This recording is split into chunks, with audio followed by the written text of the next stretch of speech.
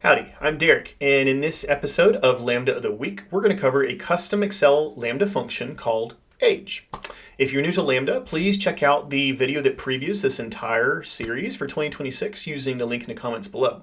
If you want to get a copy of this workbook with this particular Lambda function and a couple of others, there's a link to that as well.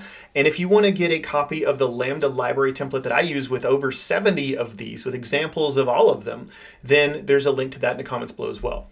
For this week, we're looking at one called age. So what I'm doing here is just typing in L_age, that L_ indicating that it's a custom Lambda. You can use something like that if you want to. I would encourage that.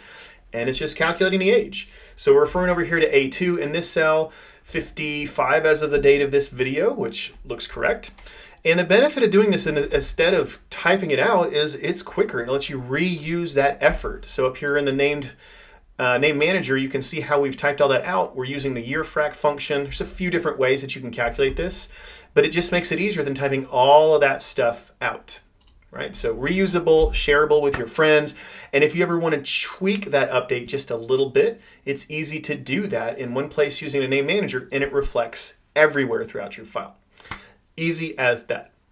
That's it for this week's episode of Lambda of the Week. Remember, get your free copy of this and a few others in here, or even better, the entire library that we're going to be covering everything in 2026 and even more than that. Those are links you can find in the comments below.